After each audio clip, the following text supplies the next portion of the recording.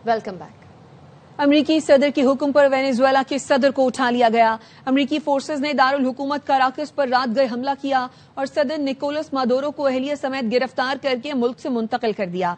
Venezuela में emergency नाफिज है, फजाई हुदूद भी बंद कर दी गई है। वेनेजुएला का कहना है अमरीका हमारे तेल मादी वसाइल पर कब्जा करने की कोशिश कर रहा है, इसको कामयाबी नहीं मिलेगी। दंगे रुकवाने वाले अमरीकी सदर डोनाल्ड ट्रंप के हुक्म पर वेनेजुएला पर बड़ा हमला। अमरीकी फौज सदर निकोलस मेडोरो को अहलिया समेत गिरफ्तार करके नामालूम मकाम पर ले गई। अमरीकी डेल्टा फोर्स के हेलीकॉप्टरों ने दारुल हुकूमत काराकस में सदारती महल पर रात गए धावा बोल दिया। साथ ही शहर पर फजाई हमले शुरू हो गए। वेनेजुएला की फजाई और फौजी तनसीबात को मिसाइलों से निशाना बनाया गया। डोनाल्ड ट्रंप ने कहा हमले के लिए बहुत अच्छी मंसूबाबंदी की गई। वेनेजुएला के नायब सदर ने अमरीका से दोनों शख्सियात के जिंदा होने का सबूत मांग लिया है। अमरीका हमें जेर नहीं कर सकता, भरपूर मज़ाहमत करेंगे। वेनेजुएला के वज़ीर दिफा ने मुल्क भर में फौजी दस्तों की फौरी तैनाती का ऐलान कर दिया। वज़ीर दिफा ने कहा हलाकतों और जख्मियों की तफसीलात इकट्ठी की जा रही हैं। किसी भी गैर मुल्की फौज की मौजूदगी को कबूल नहीं किया जाएगा। मुल्की मुसल्लह अफवाज डट कर मुकाबला करेंगी। रूस, ईरान, क्यूबा और कोलंबिया ने वेनेजुएला पर अमरीकी हमले की मजम्मत की। रूसी वजारत खारजा ने कहा वेनेजुएला के खिलाफ अमरीकी जारहियत की मजम्मत करते हैं। वेनेजुएला पर अमरीकी हमले पर शदीद तशवीश है। ईरान की वजारत खारजा ने बयान में कहा वेनेजुएला पर अमरीकी फौजी हमले की मजम्मत करते हैं। ये हमले वेनेजुएला की खुद मुख्तारी और इलाकाई सालमियत की खुली खिलाफ वर्जी है। क्यूबा के सदर ने हमलों की मजम्मत करते हुए कहा वाशिंगटन ने मुजरिमाना हमला किया, बैनुल अक़वामी बरादरी फौरी नोटिस ले। पाक फजाइया का फजा से दागे जाने वाले क्रूज मिसाइल तैमूर का कामयाब तजुर्बा। तैमूर वेपन सिस्टम 600 किलोमीटर तक जमीन और समुद्री अहदाफ को इंतहाई महारत से निशाना बनाने की सलाहियत रखता है। मकामी तौर पर तैयार करदा तैमूर वेपन सिस्टम जदीद तरीन नेविगेशन और गाइडेंस सिस्टम से लैस है। दुश्मन के एयर और मिसाइल डिफेंस सिस्टम को चकमा देने की सलाहियत रखता है। ISPR ने बताया है ये कामयाब फ्लाइट टेस्ट तकनीकी पुख्तगी, जिद्दत और खुद इन्हिसारी का अमली सबूत है। एयर चीफ ने साइंसदानों, इंजीनियर्स, पाक फिजाइया की टीम को मुबारकबाद दी और पेशेवराना महारत, लगन कौमी दिफा मजबूत बनाने के अज़्म को सराहा। कहा कामयाबियां तकनीकी खुद कफालत के कौमी अज़्म के अकास हैं। सदर और वजीर आजम की तैमूर वेपन सिस्टम के कामयाब तजुर्बे पर पाक फजाइया और कौम को मुबारकबाद। सदर आसिफ जरदारी ने कहा मकामी सतह पर जदीद हथियारों की तैयारी कौमी सलाहियत और आज़म की वाज़ेह अक्कास है। पाक फजाइया की कामयाबी से मुल्क की दिफा मजीद मजबूत और खित्ते में इस्तेहकाम को तक़वियत मिली। वजीर आजम शहबाज शरीफ ने कहा पाक फजाइया की पेशा वराना महारत काबिल तारीफ है। तैमूर वेपन सिस्टम की बदौलत मुल्क का दिफा मजीद मजबूत होगा। पाकिस्तान ने भारतीय वज़ीर ख़ारजा के गैर जिम्मेदाराना इल्जामात मुस्तरद कर दिए। तर्जुमान दफ्तर ख़ारजा ने कहा भारत दहशत गर्दी को फरोग दे रहा है, इलाकाई अदम इस्तेहकाम में अपने किरदार से तवज्जो हटाने की कोशिश कर रहा है। पाकिस्तान के खिलाफ दहशत गर्दी के फरोग में भारत की मुदाखलत हकीकत है।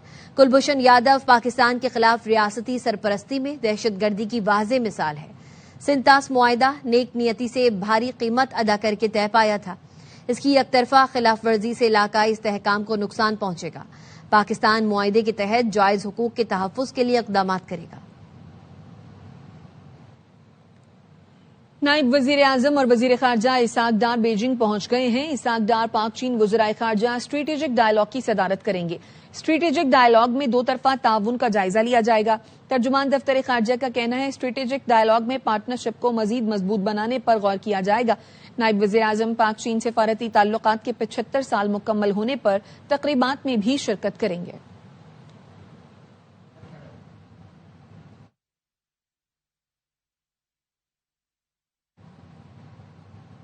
ईरान में महंगाई के खिलाफ मुजाहिरों में शिद्दत आ गई। एक हफ्ते से जारी एहतजाज में 8 अफराद हलाक और मुतादिद जख्मी हो गए।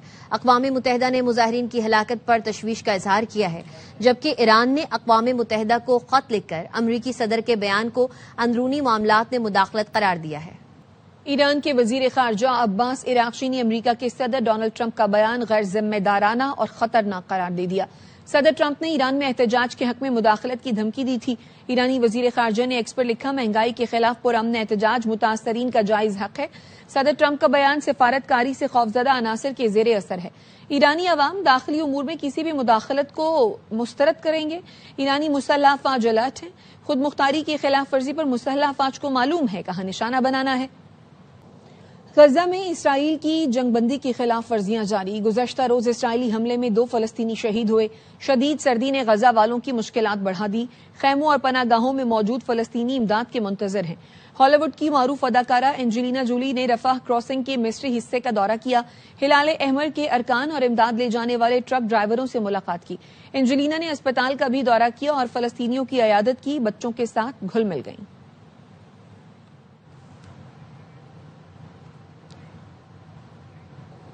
جامع کراچی کے گیٹ کے باہر گاڑی میں بیٹھ کر غیر اخلاقی حرکتیں کرنے والا ملزم گرفتار کر لیا گیا۔ جامع کراچی کے گیٹ کے باہر گاڑی میں بیٹھ کر غیر اخلاقی حرکتیں کرنے والا ملزم گرفتار کر لیا گیا۔ ملزم کی شناخت محی الدین علی کے نام سے ہوئی ہے۔ ملزم نے اپنی نازیبہ حرکت پر ہاتھ جوڑ کر معافی بھی مانگی ہے۔ مزید جانتے ہیں اپنے نمائندے سلمان لودھی سے۔ جنوری کا یہ واقعہ ہے۔ ملزم گاڑی میں بیٹھ کر غیر اخلاقی حرکتیں کر رہا تھا۔ وہاں سے گزرنے والے خواتین نے اس کی ویڈیو بنا کر سوشل میڈیا پر وائرل کی۔ پولیس کی نالج میں آئے تو انہوں نے معاملے کا نوٹس لیا۔ پہلے مبینہ ٹاؤن تھانے میں واقعے کا مقدمہ درج کیا۔ اس کے بعد گاڑی کی نمبر پلیٹ سے اس کی شناخت ممکن ہوئی۔ کورنگی کا یہ رہائشی ہے، محی الدین علی اس کا نام ہے۔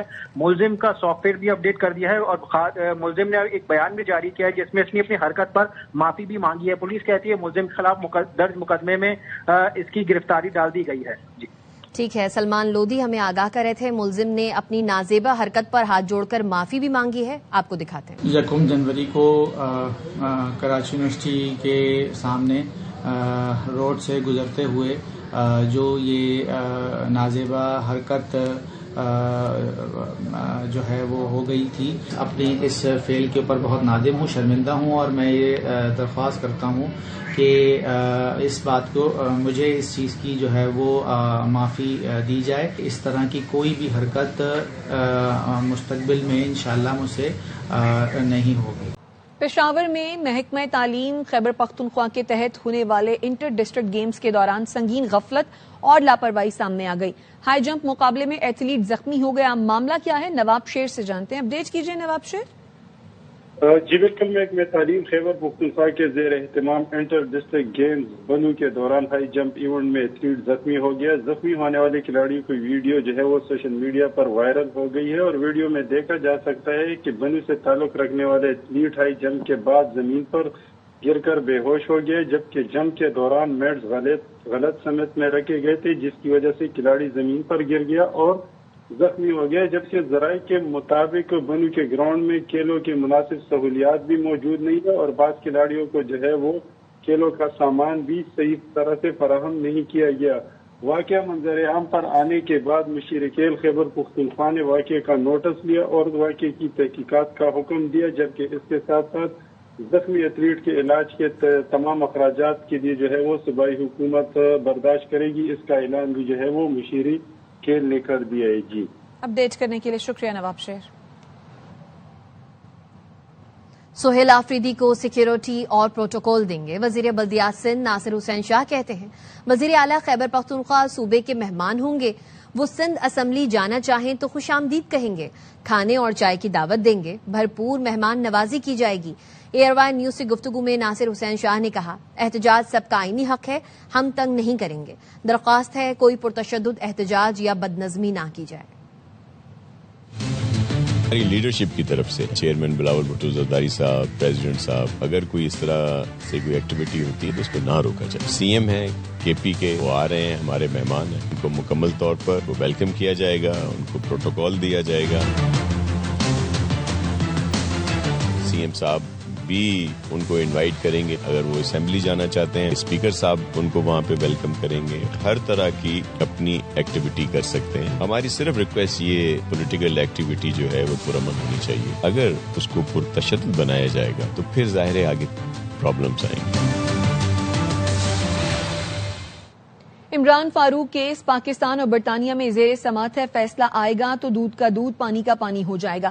ایم کیو ایم پاکستان کے رہنما ڈاکٹر فاروق ستار کی پریس کانفرنس. کہا سیاسی طور پر اس کیس پر بات کرنا مناسب نہیں. ہم 23 اگست کی پالیسی سے 1 انچ پیچھے نہیں ہٹے. ایم کیو ایم پاکستان نے کراچی بچاؤ مہم کا اعلان بھی کر دیا.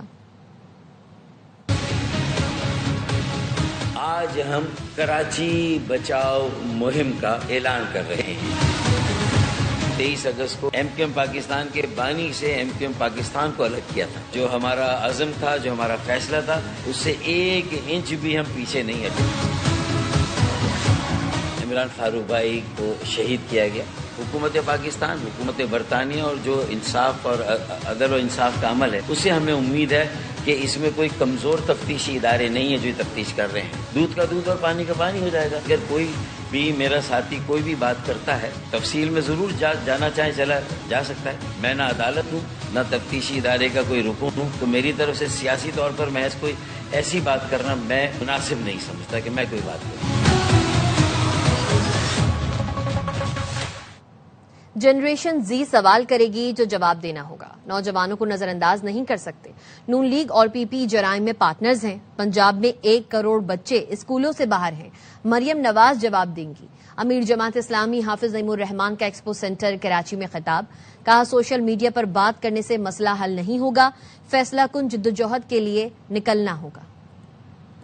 گورنمنٹ سیکٹر میں تعلیم کو تباہ کر دیا. پنجاب حکومت نے 25,000 اداروں کو آؤٹ سورس کر دیا اور مریم نواز صاحبہ اس میں خوشیاں منا رہی ہیں. بیسک ہیلتھ یونٹ کو آؤٹ سورس کر رہی ہیں اور اپنے نام کے ساتھ کر رہی ہیں کہ مریم نواز کلینک. ہمارے سندھ کی حکومت کی پرفارمنس اتنی خراب ہے اور اتنی کرپشن ہے کہ ان کا کمپیریزن جب پنجاب سے ہوتا ہے تو پنجاب کو ایڈوانٹیج مل جاتا ہے, ورنہ پنجاب اپنے فنڈز کے حوالے سے بتائے نا کہ اس نے کیا کام کیا. یہ نون لیگ سے میرا سوال ہے, پنجاب میں 1 کروڑ سے زائد بچے آؤٹ آف اسکول کیوں ہیں؟ پورے ملک میں گورننس کے ایشو ہیں. اچھا پھر یہ پارٹنر ان کرائم تو ہے نا, یہ دونوں نون لیگ ہو یا پیپلز پارٹی ایک دوسرے کو سپورٹ کرتے ہیں. نوجوانوں کو موقع فراہم کرو, ان کی آواز بند نہیں کرو. کب تک اس کی آواز بند کریں گے, آپ کو جواب بھی دینا پڑے گا.